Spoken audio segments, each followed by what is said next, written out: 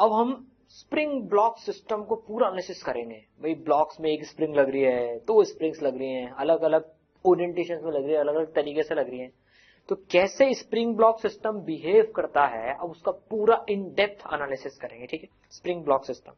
तो भाई हमने एक ये स्प्रिंग ली और इससे ये ब्लॉक अटैच है। ठीक है, इसको धक्का दे देंगे, इसको धक्का दे देंगे तो ये कुछ ऐसा मोशन करेगा, which is the SHM motion. SHM करेगा, करता जाएगा करता जाएगा करता जाएगा। कोई हमसे पूछे भाई ये पहले आगे गया, फिर ये पीछे आया, फिर ये और पीछे गया, फिर ये और पीछे गया। मान लीजिए के की स्प्रिंग है, ठीक है, और ये एम मास का ब्लॉक है, तो बताइए जरा कितना समय लगाएगा ये पूरा एक चक्कर करने में। एक पूरा चक्कर करने में कितना इसको समय लगने वाला है। किसी ने हमसे ये प्रश्न पूछ लिया, ये क्वेश्चन पूछ लिया, तो क्या जवाब देंगे, कैसे सॉल्व करें भाई इसको। एसएचएम की इक्वेशन पता पड़ जाए, कुछ पता पड़ जाए, टाइम पीरियड होता है, इसका टाइम पीरियड पूछा जा रहा है बेसिकली, एक पूरे चक्कर में कितना time, that is time period. Time period हमको पता है 2π/ω होता है, लेकिन इस केस में ओमेगा कितनी है वो कैसे पता करेंगे, देखिए जरा कैसे पता करेंगे। देखिए इसमें स्टेप बाय स्टेप एनालिसिस करते हैं अपन ओमेगा पता करने के लिए। ठीक है, देखिए सबसे पहले हम क्या करते हैं इसमें, अब स्प्रिंग ब्लॉक सिस्टम में देखिए सबसे पहले स्टेप्स जो हम एनालिसिस करते हैं उसमें फर्स्ट स्टेप क्या है, फाइंड इक्विलिब्रियम पोजीशन। तो सबसे पहले इक्विलिब्रियम पोजीशन निकालनी होती है भाई। इक्विलिब्रियम पोजीशन जैसे इस केस में क्या हो जाएगी, नेचुरल लेंथ पोजीशन एनएलपी हो जाएगी। ये तो ये इसकी इक्विलिब्रियम पोजीशन, नेचुरल लेंथ पे ही इक्विलिब्रियम में रहेगा ब्लॉक। ठीक है, चलिए फर्स्ट स्टेप तो हो गई, इक्विलिब्रियम पोजीशन निकाल लीजिए सबसे पहले। ठीक है, अब आपको समझ आएगा ये स्टेप्स आपको कैसे टाइम पीरियड की तरफ ले जाएंगी। ओमेगा ढूंढना है तो ए और एक्स के बीच में रिलेशन फाइंड कर लेंगे, तो a equal to minus omega square x आता है। तो पहले इसको डिस्प्लेस कराना पड़ेगा। अब फोर्स देखने के लिए कितनी फोर्स लग रही, तो first step equilibrium position find करनी है।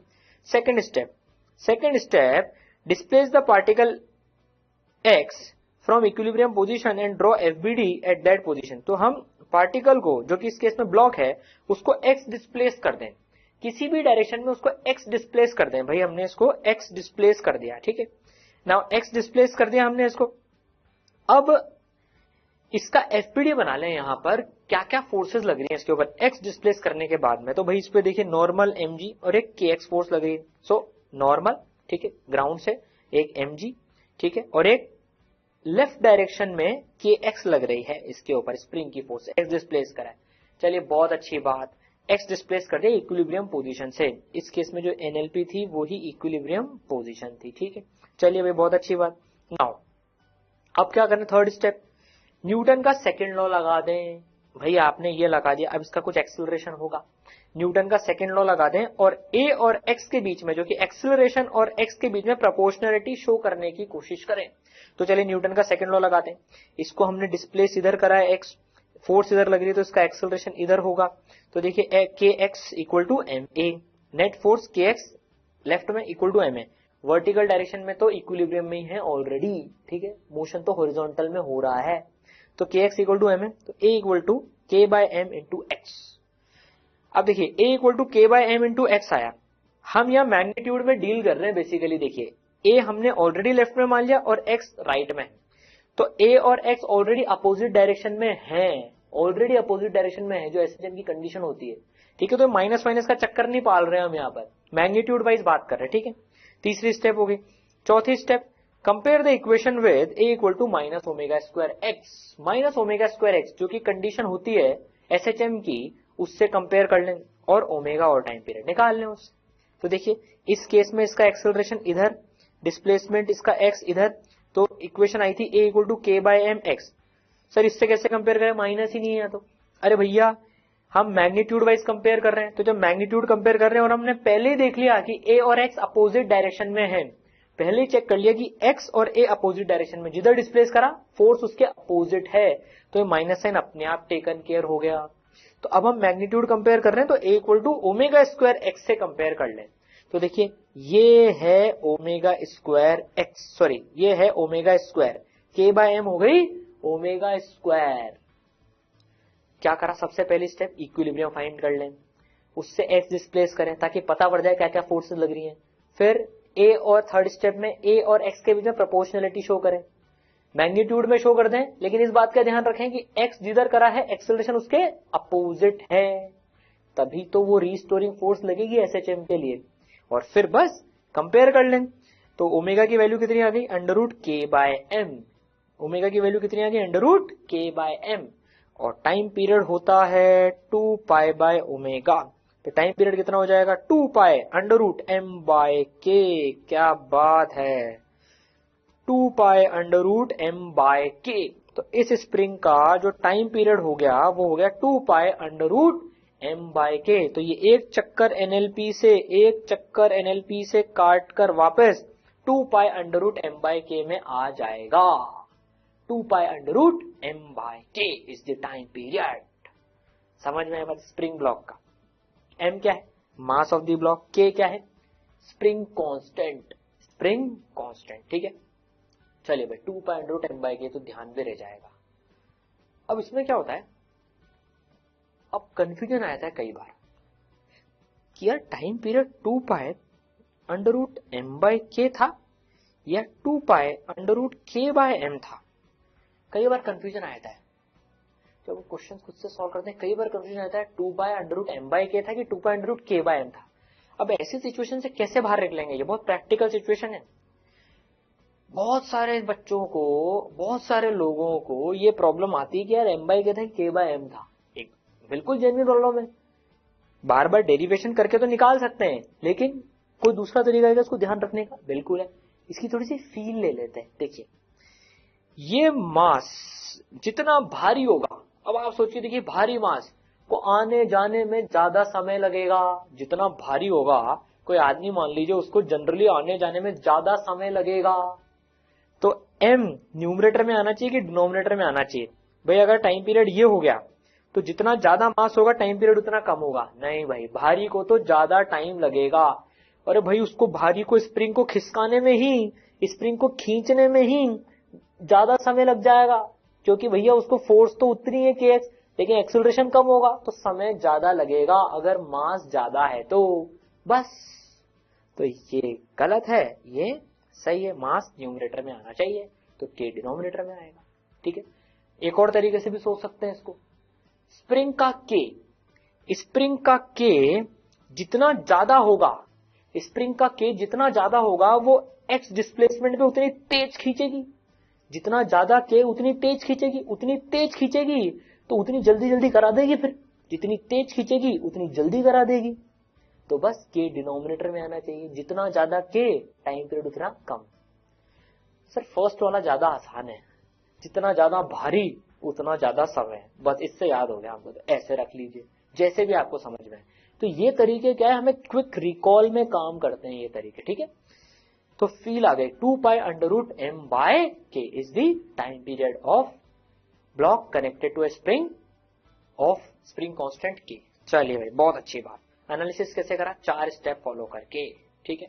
चलिए अब मान लीजिए कोई हमसे बोले कि अब 2 स्प्रिंग कनेक्टेड है, m मास का ब्लॉक है, k1 k2 से 2 स्प्रिंग कनेक्टेड है। अब बताओ इसका टाइम पीरियड क्या होगा। हम तो स्टेप्स फॉलो करेंगे। क्या स्टेप्स पढ़ी थी हमने, 4 स्टेप्स पढ़ी थी। सबसे पहले इक्विलिब्रियम, दूसरा x डिस्प्लेस कर दो, तीसरा प्रोपोर्शनलिटी, किसके बीच में, a और x के बीच में, ये देखते हुए कि x और a का डायरेक्शन अपोजिट है, और चौथा कंपेयर कर लो। तो चलो सबसे पहली स्टेप करते हैं इक्विलिब्रियम पोजीशन। इन दोनों की एनएलपी सेम गिवन है, ये एनएलपी, तो ये हो गई इक्विलिब्रियम पोजीशन, ठीक है। अब इसको डिस्प्लेस करते हैं x, फर्स्ट स्टेप हो गई।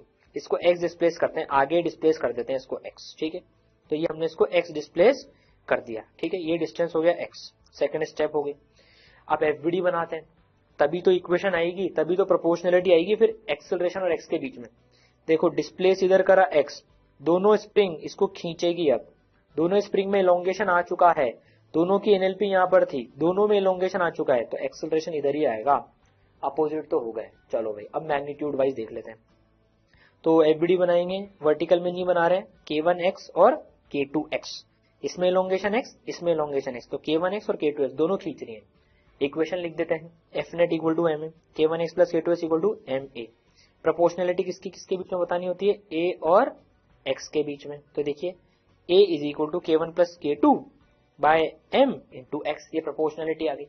डायरेक्शन उल्टे हैं, चौथी स्टेप कंपेयर कर लीजिए, a equal to omega square x से, मैग्नीट्यूड वाइज देख रहे हैं तो this is omega square, this is omega square. तो टाइम पीरियड कितना हो गया, देखिए ओमेगा के इक्विवेलेंट बाय एम, तो basically time period 2 pi by m, 2 pi under root M by K equivalent, इन दोनों स्प्रिंग की के इक्विवेलेंट का कंसेप्ट अपन उसमें भी पढ़ चुके हैं एनएलएम में, न्यूटन्स लॉ ऑफ मोशन में, यहां भी एक बार देख लिया। देखिए ये ओमेगा कितनी आ रही है, ये ओमेगा के इक्विवेलेंट बाय एम तो आ रही है, लेकिन अगर यहां से देखें तो ये कितनी आ रही है, under root k1 plus k2 by M, तो टाइम पीरियड हो जाएगा 2 पाई M upon k1 plus k2। तो बताइए भैया के इक्विवेलेंट कितना हो गया, हमने एक और बार प्रूफ कर दिया कि जो स्प्रिंग्स ये पैरेलल में है, ये स्प्रिंग्स पैरेलल में है, तो के इक्विवेलेंट की वैल्यू कितनी हो गई, k1 प्लस k2। तो जब स्प्रिंग्स पैरेलल में होती है तो k1 प्लस k2 आता है के इक्विवेलेंट, ये हमने एक और बार बेसिक से प्रूव कर दिया। और टाइम पीरियड देखिए उतना ही आया, 2 pi under root M by K equivalent. इन दोनों स्प्रिंग को एक स्प्रिंग से रिप्लेस कर सकते हैं के इक्विवेलेंट की स्प्रिंग से, तो एक स्प्रिंग का टाइम पीरियड तो हमको पता है 2 pi under root M by K, और के इक्विवेलेंट आ जाएगा that is k1 plus k2। ठीक है सर, दो स्प्रिंग पैरेलल में कब होती है, रिवाइज कर लेते हैं फटाफट से, कब होती है, जब उनमें सेम कंप्रेशन या इलोंगेशन होता है, सेम कंप्रेशन या इलोंगेशन हो रहा है। तो इसमें देखिए दोनों में सेम इलोंगेशन आ रहा है एक्स और एक्स का। ठीक है चलिए भाई बात समझ में है, इस तरह से टाइम पीरियड निकालते हैं 4 स्टेप फॉलो करके। ठीक है चलिए अब एक और सेटअप लेते हैं, दो स्प्रिंग लग रही हैं सीरीज में k1 और k2, k1 इसका स्प्रिंग कांस्टेंट, k2 इसका स्प्रिंग कांस्टेंट, टाइम पीरियड निकालना है इसमें हमें। तो हमें तो पता है स्प्रिंग सीरीज में मतलब जब दोनों में फोर्स सेम होती है, न्यूटन्स लॉ ऑफ मोशन में पढ़ चुके हैं। तो टाइम पीरियड जो आएगा 2 पाई, जो इसका टाइम पीरियड आएगा, इसको के इक्विवेलेंट से अगर सोचें तो 2 pi under root M by K equivalent, और के इक्विवेलेंट कितना होता है, इस केस में के इक्विवेलेंट कितना होता है, वो तो ऐसे आता है 1 by K equivalent equal to 1 by k1 plus 1 by k2। तो इससे जब हम करते हैं तो के इक्विवेलेंट हमारे पास में आ जाता है k1 k2 upon k1 plus k2, k1 k2 upon k1 plus k2। वापिस से प्रूफ कर लेते हैं भाई इसको, देखो 4 step, equilibrium, then displace x, proportionality and compare. देखिए दोनों नेचुरल लेंथ पर हैं अभी, तो ये एनएलपी है, दोनों नेचुरल लेंथ पर हैं अभी ये। ठीक है चलो डिस्प्लेस एक्स करते हैं इसको, तो हमने इसको एक्स डिस्प्लेस कर दिया भैया, एक्स डिस्प्लेस कर दिया, नाउ दिस इज एक्स। ठीक है अब हमने इसको एक्स डिस्प्लेस कर दिया, तो हम मान लेते हैं कि ये वाली स्प्रिंग हुई x1 डिस्प्लेस, मतलब इसमें इलोंगेशन आया x1 का और इसमें आया x2 का। अब देखो हम प्रूफ कर रहे हैं कि ये वापस से प्रूफ कर रहे हैं एक्चुअली हम इसको, के equivalent k1 k2 upon k1 plus k2 आता है। अब देखो हमको पता है x1 प्लस x2 जो है वो x के बराबर है, सेकेंड स्टेप हम कर चुके हैं। इसका एफबीडी बनाते हैं, देखो इसका एफबीडी बनाएंगे तो इसके एफबीडी में हम देखेंगे तो एक फोर्स लग रही है k2 x2, देखिए ये जो स्प्रिंग लगा रही है वही तो नेट फोर्स है इसके ऊपर। ठीक है k2 x2, तो हमने इक्वेशन लिख दी k2 x2 equal to m a, ये m मास का ब्लॉक है। ठीक है proportionality between a and x, लेकिन यहां तो x2 और a के बीच में आ रही है प्रोपोर्शनलिटी, तो a और x के टर्म्स में लानी है। अब x2 को x के टर्म में कैसे रिप्लेस करें भैया, अब देखो एक चीज, स्प्रिंग सीरीज में है दोनों, तो जितनी ये फोर्स लगा रही होगी उतनी ही ये फोर्स लगा रही होगी, फोर्स दोनों में सेम है, मतलब कि k1 x1 is equal to k2 x2 है। ये हम पहले भी देख चुके हैं, दोनों स्प्रिंग कनेक्टेड है, मतलब दोनों में फोर्स सेम है, k1 x1 equal to k2 x2। तो x1 के बदले हम रख देते हैं इस वाली इक्वेशन में k2 x2 upon k1 plus x2 is equal to x, that implies that x2 बाहर निकलेगा तो ये आ जाएगा k2 plus k1 upon k1 equal to x। तो इस इक्वेशन में अब x2 की वैल्यू रख देते हैं, x2 की वैल्यू रख देते हैं यहां पर, तो k2 x2 की वैल्यू आ जाएगी, ये जाएगा इधर k1 upon k1 plus k2। ठीक है तो यह आ जाएगी हमारे पास में x2 की वैल्यू, कैलकुलेशन कर रहे हैं प्योरली अब हम, तो k2 x2 की वैल्यू कितनी आ गई x, और यहां पे ले लेते हैं k1 upon k1 plus k2, is equal to M A. तो ए और एक्स में प्रोपोर्शनलिटी ले आते हैं, नीचे आ जाएगा एम इधर, ठीक है। तो ये भाई साहब हो गए ओमेगा स्क्वायर। तो ये हो गए ओमेगा स्क्वायर। तो भैया देखिए ओमेगा की वैल्यू कितनी आ गई, ओमेगा की वैल्यू आ गई M K1 plus K2 upon K1 K2 का अंडर रूट, और देखिए 2 पाई बाय ओमेगा ये आ गई, और K इक्विवेलेंट की वैल्यू है K1 K2 upon K1 plus K2। तो 2 pi under root M upon K1 K2 K1 plus K2, ठीक है। बस कुल मिला के हमने वापस से प्रूफ कर दिया कि स्प्रिंग सीरीज में होती है तो K इक्विवेलेंट होता है K1 K2 upon K1 plus K2, वही 4 स्टेप्स, ठीक है। तो ऐसे टाइम पीरियड आया था। बस और प्रैक्टिस कर लेते हैं इसकी भाई। इस सिचुएशन में टाइम पीरियड निकालना है अब हमको। ये एक स्प्रिंग, ये दूसरी स्प्रिंग, ये दोनों की एनएलपी है, ठीक है। तो अब इसका टाइम पीरियड निकालना है, ठीक है। तो अब हमको समझ नहीं आ रहा है, स्प्रिंग में एक ही पैरेलल में, ये सीरीज में एक ही पैरेलल में, दिखने में तो सीरीज में लग रही है, नहीं फोर्स सेम नहीं होगी दोनों में, K1 K2 अलग अलग हैं, तो भैया हमें नहीं पता कि क्या होने वाला है इसमें। डिस्प्लेस करके देख लेते हैं, क्या टेंशन है। 4 step, equilibrium, displace x, proportionality and then compare. तो इक्विलिब्रियम तो यह है ही सही, इक्विलिब्रियम पोजीशन फर्स्ट स्टेप तो हो गई। अब इसको एक्स डिस्प्लेस कर लेते हैं जरा। तो हमने इसको एक्स डिस्प्लेस कर लिया यहां से, ठीक। अब एफबीडी बनेगा, ट्राई करना चाहेंगे। देखिए दोनों एनएलपी पे है अभी, ये एक्स एक से डिस्प्लेस कर लिया, एफबीडी जरा ढंग से बनाइएगा इसमें, तभी इक्वेशन अच्छी आएगी, सही आएगी, मतलब अच्छी क्या सही आएगी तभी इक्वेशन। तो 2 स्टेप तो कर ली। अब थर्ड और फोर्थ स्टेप लगा के आप बताइए कि कितना टाइम पीरियड आ रहा है, ट्राई कीजिए।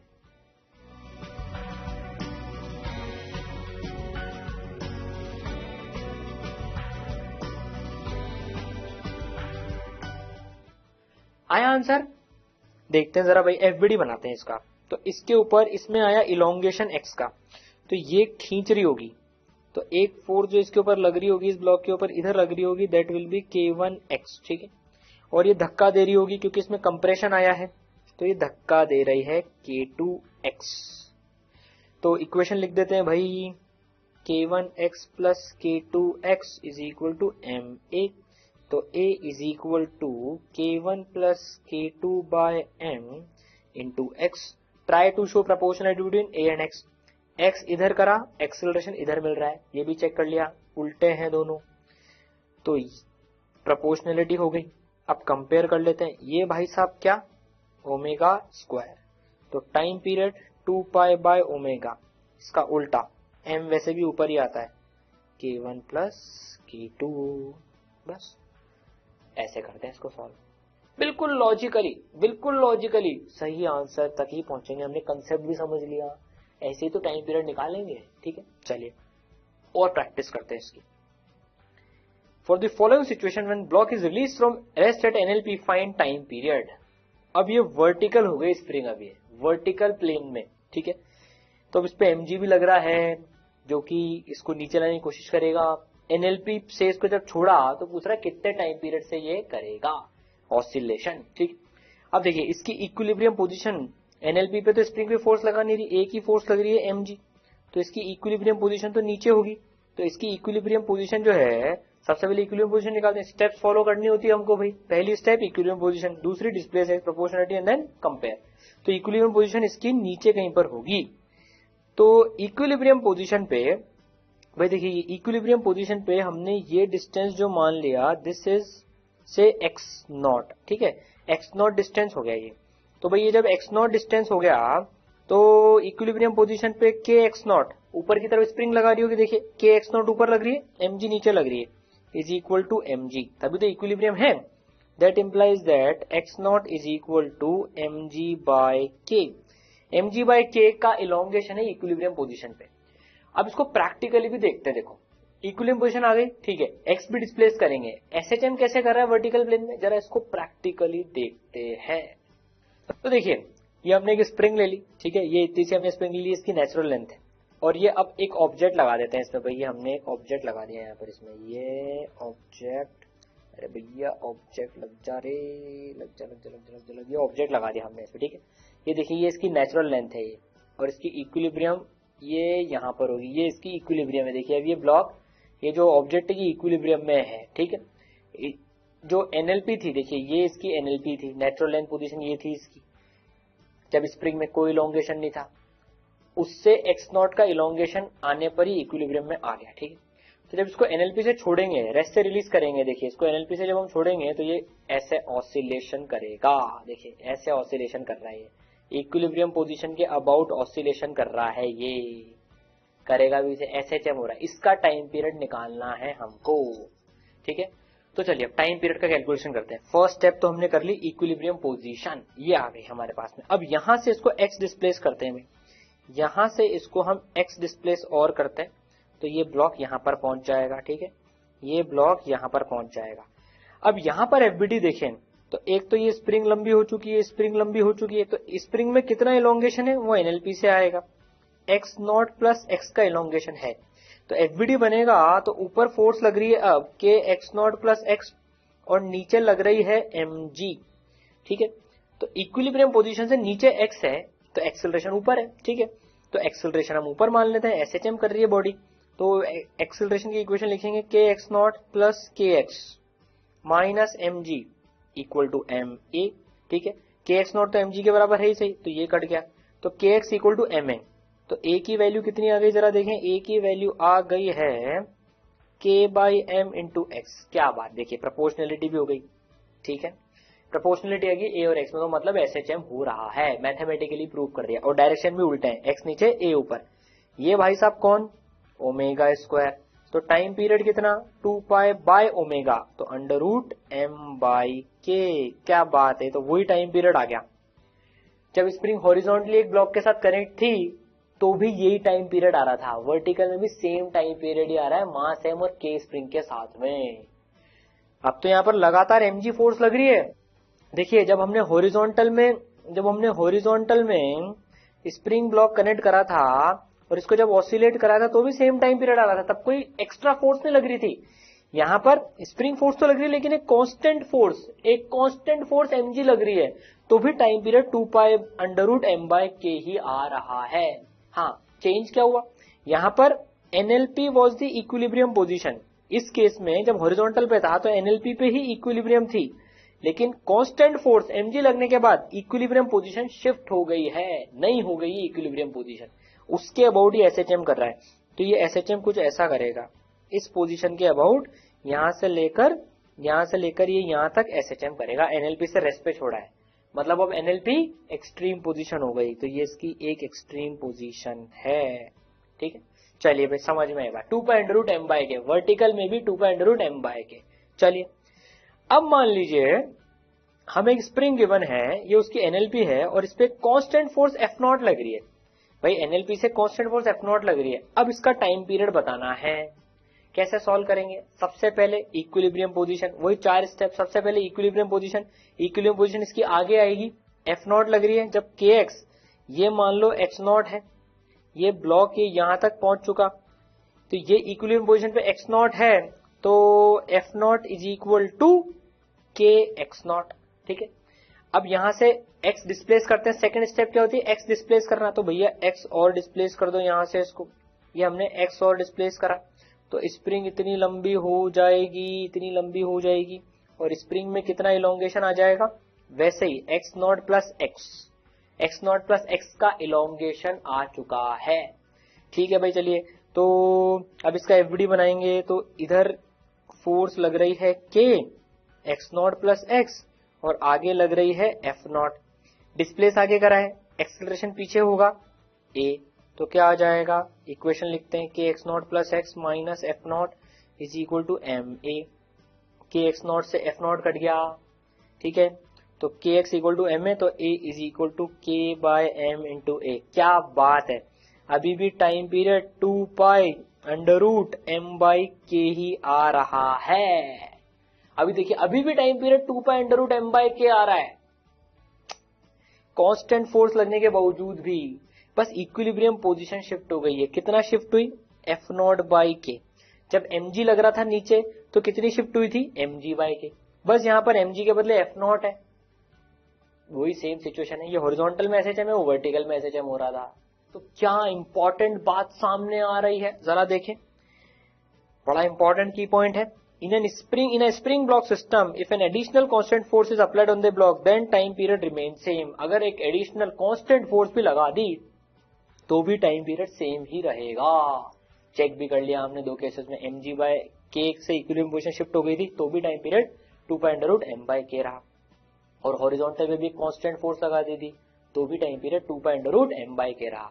डिफरेंस कहां पर आता है, इक्विलिब्रियम पोजीशन शिफ्ट हो जाती है।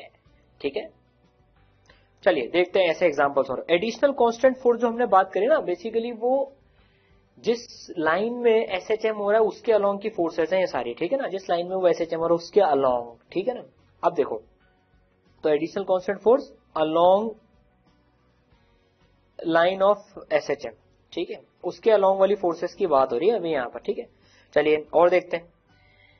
अब एक इंक्लाइन पे ब्लॉक है, ये इसकी नेचुरल लेंथ पोजीशन है, इससे छोड़ देंगे हम तो ये ब्लॉक ऐसे ऐसे एसएचएम करेगा, इसकी इक्विलिब्रियम पोजीशन आगे आएगी क्योंकि इसके ऊपर एक कांस्टेंट फोर्स अगर हम देखें लाइन ऑफ मोशन के अलोंग लग रही है mg sin थीटा। तो mg sin थीटा/k की दूरी पर इक्विलिब्रियम पोजीशन आ जाएगी जिसके अबाउट ये ऐसे एसएचएम करेगा। अगर एनएलपी से रेस्ट से छोड़ा है तो एनएलपी एक्सट्रीम पोजीशन हो जाएगी। तो इतने एम्पलीट्यूड का, कितने एम्पलीट्यूड का, ये कितना हो जाएगा amplitude mg sin थीटा/k, mg sin थीटा/k। ठीक है, इतने एम्पलीट्यूड का एसएचएम करेगा।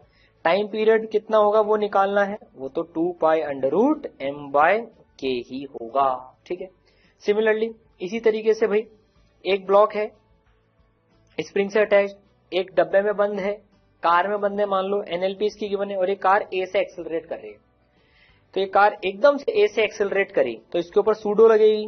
कार के फ्रेम में एनालिसिस करें, कार के फ्रेम में एनालिसिस करें, फाइंड टी इन कार फ्रेम। कार के फ्रेम में करेगा वो एसएचएम, ग्राउंड फ्रेम में तो वो आगे भी जाता जाएगा ऐसे ऐसे ऐसे कार के साथ एक्सेलरेट करता जाएगा। ठीक है, कार फ्रेम में एसएचएम करेगा वो, तो देखिए अब सूडो लगेगी पीछे की तरफ ma, तो इक्विलिब्रियम पोजीशन भी इसकी पीछे आएगी। ये कांस्टेंट फोर्स है F0 की तरह से कार के फ्रेम में, तो ये आ जाएगी ma/k।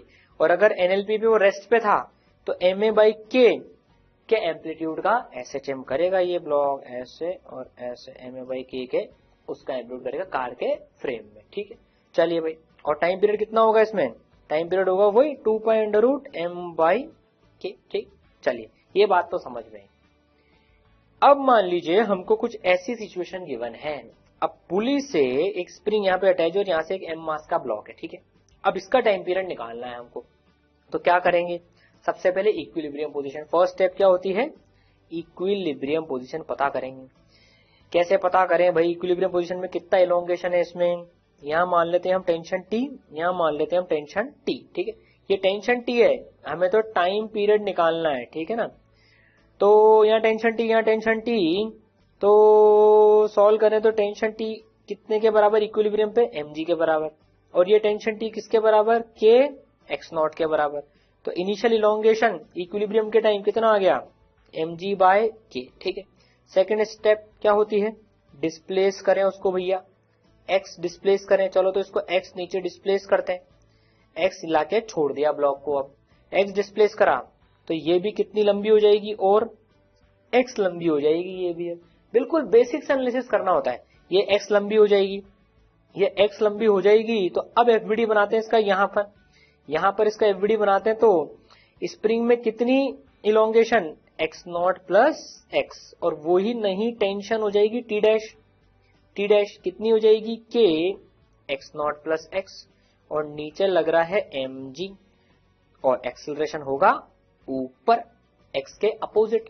तो भैया k x0 plus k x minus mg equal to m है, वो standard procedure. Third step proportionality लाने की कोशिश कर रहे हैं, k x0 किसके बराबर है, mg के बराबर है, तो a की वैल्यू कितनी आ गई, k/m x, ये क्या ओमेगा स्क्वायर। तो टाइम पीरियड इस केस में भी कितना आ गया, 2π√m/k। यार हमेशा ही 2π√m/k आएगा क्या, देखकर तो ऐसा लग रहा है हर बार ही 2 पाई अंडर रूट m/k आ रहा है। नहीं, ये हम बेसिक से सॉल्व कर रहे हैं, तो सॉल्व करने के बाद आया है। ऐसी कई सिचुएशंस होती है जिसमें जरूरी नहीं 2 पाई अंडर रूट m/k आए। जैसे देखते हैं, मान लो अब हमको कुछ ऐसी सिचुएशन गिवन है, स्प्रिंग अब ऊपर कनेक्टेड है, यहां पर स्टेप्स वही फॉलो होती हैं, स्टेप्स में कोई चेंज नहीं आएगा, वही फॉलो होंगी। सबसे पहली जो स्टेप है क्या है, इक्विलिब्रियम। भाई इक्विलिब्रियम सबसे पहली स्टेप है, तो ये इक्विलिब्रियम अपन कंसिडर कर लेते हैं। इक्विलिब्रियम में टेंशन टी, तो यहां पर टेंशन इस स्प्रिंग में 2t, ये तो हम पहले ही पढ़ चुके हैं, यहाँ 2t होगी, ठीक है। टी तो 2t, पुली के ऊपर यहाँ पर 2t होती है, ठीक है। तो इसका इक्विलिब्रियम है अभी, तो t is equal to mg, ठीक है। और इक्विलिब्रियम में ये जब है तो हमने मान लिया इसमें x0 का इलोंगेशन है, x0 का इसमें है इलोंगेशन, ठीक है। तो 2t is equal to k x0, तो x0 की वैल्यू, t की वैल्यू पुट कर देंगे 2mg/k, इतने का इलोंगेशन है इसमें already. k x0 equal to 2t, तो x0 2mg/k का इलोंगेशन है इसमें। अब देखो इसको हम x डिस्प्लेस करते हैं नीचे, सेकंड स्टेप, तो ये यहां तक आ जाएगा ब्लॉक, ठीक है। अब ये x नीचे गया तो ये और एक्स्ट्रा कितनी लंबी नीचे होगी बताइए। ये x नीचे गया, हमको यहाँ पर x रस्सी टोटल चाहिए खाली ढीली, तो ये x/2 और इलोंगेशन आएगा इसमें। सोच के देखिए, x/2 का और इलोंगेशन आएगा। सर ये कैसे हुआ, न्यूटन्स लॉ ऑफ मोशन पढ़ा था कंस्ट्रेंट मोशन में।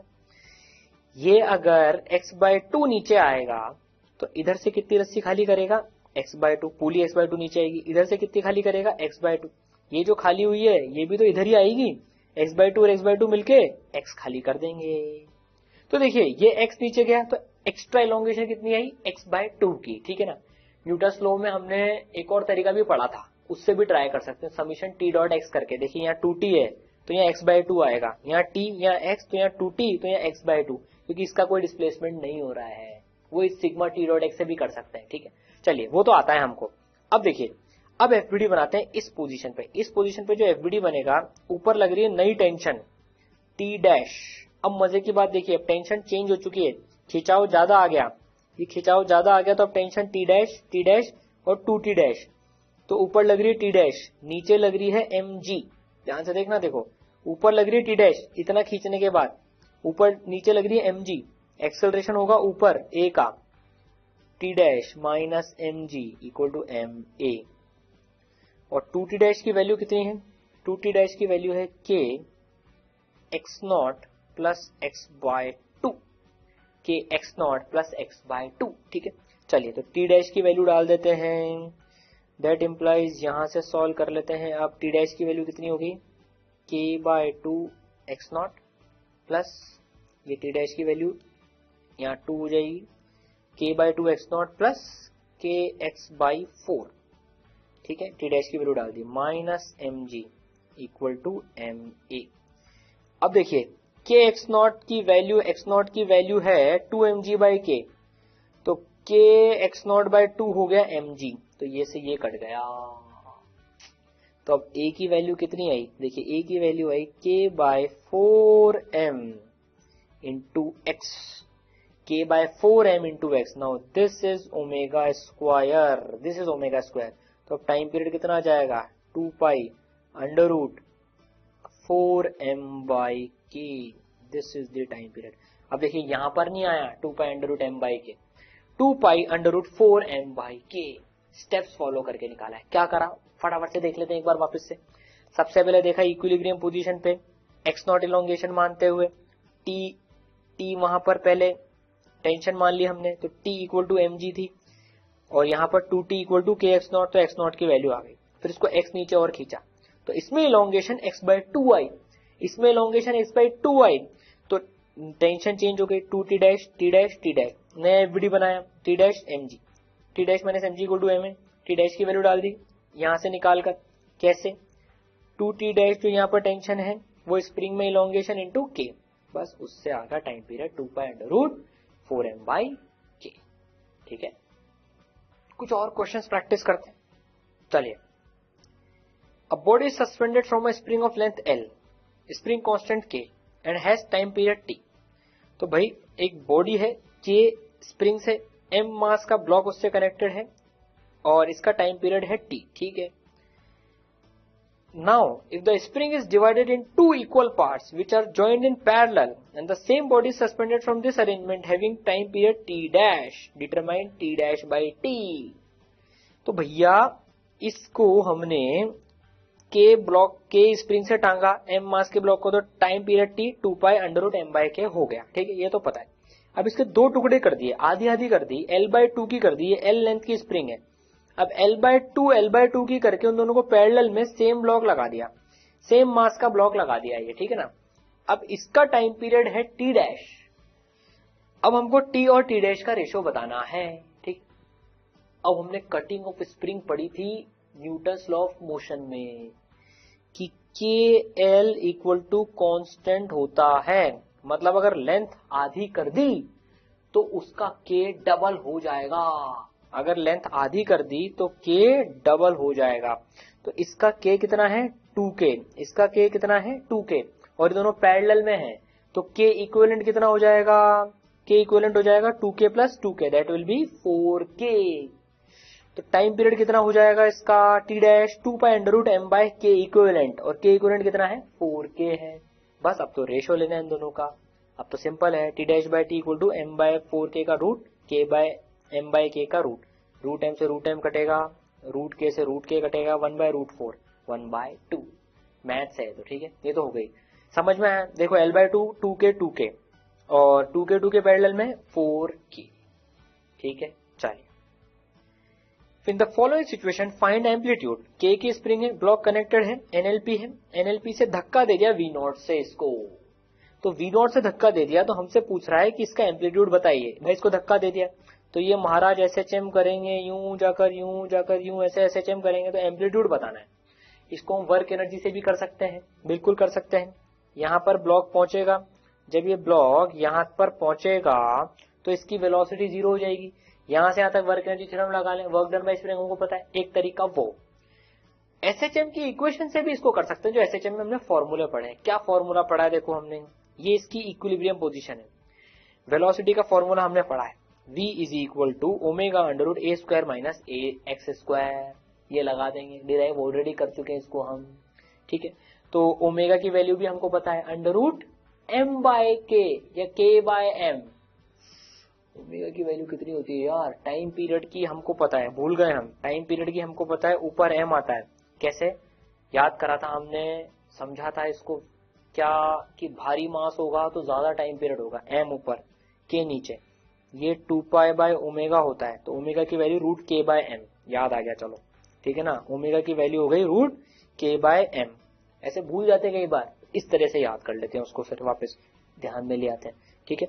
तो बस हमें a निकालना है, तो v0 इज इक्वल टू, देखिए under root k by m into a निकालना है, तो a की वैल्यू आ जाएगी v0 under root m by k का रूट इंटू v0, ठीक है। ये आ गया एम्पलीट्यूड, ठीक है। ये सारे फॉर्मूले हम ऑलरेडी डिराइव कर चुके हैं, उनका यूज उठा लिया यहाँ पर। चलिए और देखें भाई, इसमें निकालना है एम्पलीट्यूड, k है NLP पर है, ये यहां से V0 से धक्का दे दिया इसको, भी वर्टिकल डायरेक्शन में है, इसको यहां से V0 से धक्का दे दिया NLP से, रेस्ट से नहीं छोड़ा, V0 से धक्का दे दिया। अब आप बताइए क्या होगा एम्पलीट्यूड इसका, अच्छा सवाल है ये। देखिए वर्क एनर्जी लगा के भी कर सकते हैं, लेकिन उसमें फिर mg का वर्क भी लेना पड़ेगा। एम्पलीट्यूड निकालना है इसमें तो हमें, ये इसकी एक्सट्रीम पोजीशन नहीं है भैया, NLP से इसको रेस्ट से नहीं छोड़ा है, इसको V0 से छोड़ा है, कोई बात नहीं। इसकी इक्विलिब्रियम पोजीशन हम यहां मान लेते हैं, ठीक है। इक्विलिब्रियम पोजीशन कितनी नीचे होगी इसकी हमको पता है, इक्विलिब्रियम पोजीशन होगी इसकी नीचे जब फोर्सेस बैलेंस कर जाएंगी, that will be mg by k, mg by k, x0 जो निकाली है अभी, निकाली थी ना पिछले सवाल में, k x0 equal to mg, तो mg बाय k नीचे इसकी इक्विलिब्रियम पोजीशन होती है। अब देखिए क्या यही एम्पलीट्यूड है क्या, नहीं, ये एक्सट्रीम पोजीशन तो रही है, यहाँ तो वेलोसिटी से फेंका है इसको, तो इसका SHM पता है कुछ ऐसे हो रहा होगा, इक्विलिब्रियम पोजीशन के अबाउट अगर अपन देखें ना, तो इसका SHM कुछ इस तरीके से हो रहा होगा, ये ऐसे हो रहा होगा, और ये सिचुएशन अभी की है, इसको ये ऊपर गया, यहां से जब ये नीचे आ रहा था ना, ये v0 स्पीड से नीचे आ रहा है, ये तो हमें एम्पलीट्यूड निकालना है। कैसे निकालेंगे, अब देखिए v equal to omega under root A square minus x square, ये फॉर्मूला पढ़ा है हमने। ओमेगा की वैल्यू हमको पता है अंडर रूट के बाय एम है, ठीक है, ओमेगा हमको पता है। अब देखिए, और v भी हमको पता है, v0, a निकालना है, x पता पड़ जाए तो मजा आ जाए। x क्या होता है भैया, ये एनएलपी पर ये वेलोसिटी है, तो एनएलपी पर x कितना है, ये कितनी दूरी पर है पार्टिकल, ये इक्विलिब्रियम पोजीशन से जो डिस्प्लेसमेंट होता है वही तो x होता है यहाँ पर, तो कितनी दूरी पर है, तो x की जो वैल्यू है भैया, x की वैल्यू है mg/k, तो x भी हमको पता है, तो a आ जाएगा, जो भी आएगा सॉल्व करके। हम वो पूरा सॉल्व नहीं कर रहे हैं, वो आ जाएगा, स्क्वायर करके देख लेंगे, इधर पहुंचा देंगे, सब आ जाएगा वो। मुद्दे की बात क्या है, ये जो फॉर्मूला हमने लगाया v0 equal to omega under root A square minus x square, इसमें इस समय वेलोसिटी v0, x कितना था वो निकाला हमने इसमें mg/k, ठीक है। चलिए क्या क्वेश्चन है देखें जरा, find velocity v0 such that block stops at NLP. तो भैया इक्विलिब्रियम पोजीशन में जब भाई साहब थे तो इनको नीचे v0 स्पीड से फेंक दिया गया, और ये हमें बोल रहा है कि एनएलपी पे रुक जाएगा, एनएलपी ऊपर होगी इक्विलिब्रियम के, ये यहाँ पे रुक जाएगा, इसको अभी नीचे फेंका है, ये कुछ इस तरीके का मोशन कर रहा होगा, ये कुछ इस तरीके का मोशन कर रहा होगा, लेकिन बराबर बराबर जाता है इक्विलिब्रियम से, तो ये कुछ इस तरीके का मोशन कर रहा होगा, हमें एनएलपी पे उसको रुकाना है, मतलब ये उसकी एक्सट्रीम पोजीशन हो गई है, एनएलपी उसकी एक्सट्रीम पोजीशन है, क्योंकि एनएलपी पे रुकाना है। निकाल सकते हैं क्या v0 की वैल्यू, चलिए ट्राई कीजिए अभी।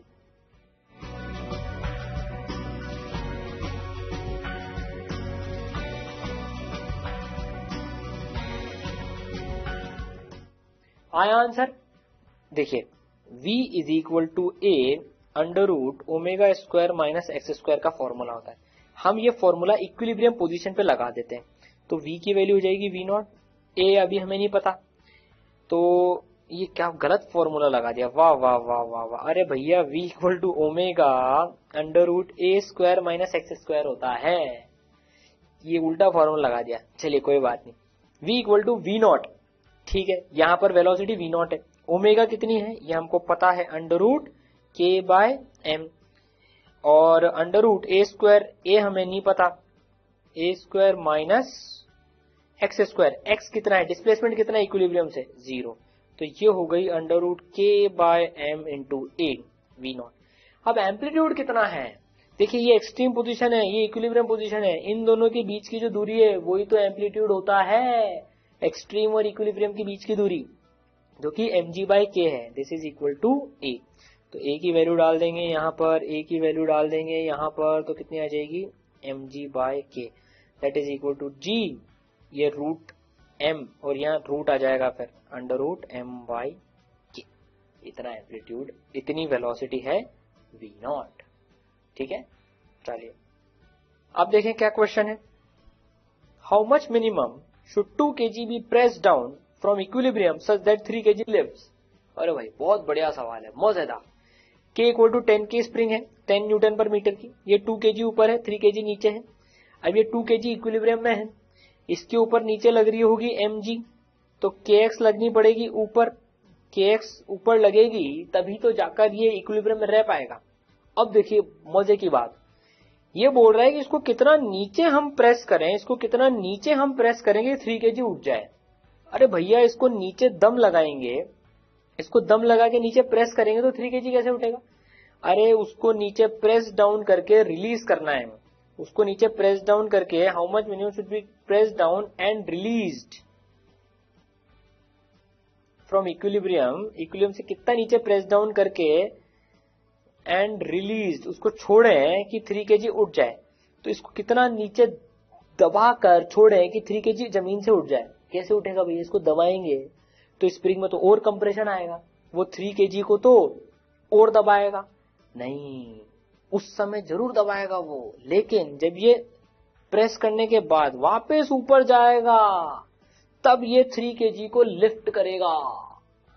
देखिए इसको प्रेस डाउन करके जब इसको छोड़ देंगे तो ये जब ऊपर जाएगा तो 3 kg को फिर अपने साथ में उठाएगा ये, तो देखिए, तो पहले हम ये हिसाब लगा लेते हैं कि इस स्प्रिंग की एनएलपी किधर होगी। इस स्प्रिंग की एनएलपी यहां पर होगी, ठीक है। इस स्प्रिंग की एनएलपी यहां पर होगी और कितने डिस्टेंस पे होगी इसकी एनएलपी देखें जरा, ये 2 kg है, तो यहां पर तो 20 न्यूटन की फोर्स लग रही है। तो kx equal to 20 newton, kx equal to 20, k की वैल्यू है 10, तो x आ गया 2 मीटर।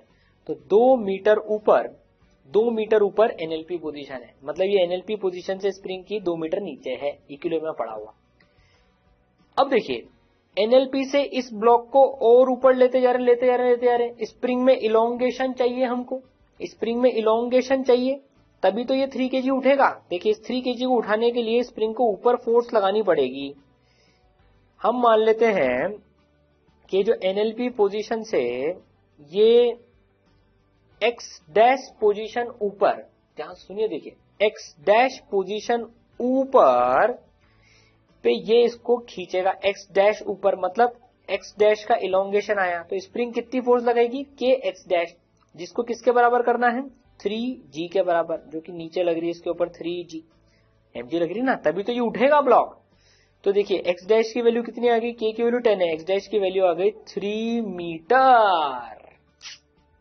मतलब कि बड़ा जोरदार सवाल है, मतलब कि एनएलपी पोजीशन से जब ये 2 kg ब्लॉक 3 मीटर ऊपर जाएगा, जब जस्ट 3 kg उठेगा, मतलब हमें 2 kg को जस्ट 3 मीटर ऊपर पहुंचाना है एनएलपी से, एनएलपी से 3 मीटर ऊपर पहुंचाना है। तो इक्विलिब्रियम से कितना पहुंचाना है, ये 2 और ये 3, तो इक्विलिब्रियम से हमको पहुंचाना है 5 मीटर ऊपर। तो 2 kg को हमको इक्विलिब्रियम से 5 मीटर ऊपर पहुंचाना है। समझ में आई बात, इक्विलिब्रियम से ऊपर 5 मीटर पहुंचाना है। अच्छा, ये 2 kg इक्विलिब्रियम के अबाउट एसएचएम करेगा, इक्विलिब्रियम के अबाउट एसएचएम करेगा, तो भैया जितना ऊपर पहुंचाया है उतना ही नीचे पहुंचाना पड़ेगा। सोच के देखो जरा, देखो हमने फिजिक्स के फंडे लगाकर ये क्वेश्चन सॉल्व कर रहे हैं हम, बढ़िया सवाल है ये। एनएलपी के ऊपर 3 मीटर ले जाएंगे तो ये 3 kg जस्ट लिफ्ट करेगा, मतलब इक्विलिब्रियम के ऊपर 2 और 3 5 ऊपर लेके जाना पड़ेगा, तो उसको 5 नीचे लेके जाना पड़ेगा। तो इसको हम कितना प्रेस करेंगे, इसको हम 5 मीटर प्रेस करके छोड़ेंगे, तो ये इक्विलिब्रियम से 5 मीटर ऊपर जाएगा और जस्ट 3 kg लिफ्ट हो जाएगा। तो हमारा आंसर आ गया 5 मीटर।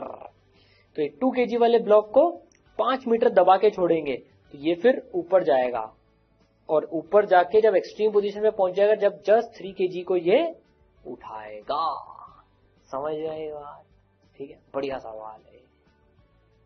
इस तरीके से ऐसे सवालों को सॉल्व करते हैं। देखिए, डायग्रामेटिकली कर लिया हमने, वहीं के वहीं इक्वेशंस लगा के कि एनएलपी से कितना 2 मीटर, अब इसको उठाने के लिए एनएलपी से 3 मीटर ऊपर, तो इक्विलिब्रियम से 5 मीटर ऊपर, तो इक्विलिब्रियम के आजू बाजू सेम जाता है एसएचएम में, तो उसको 5 मीटर नीचे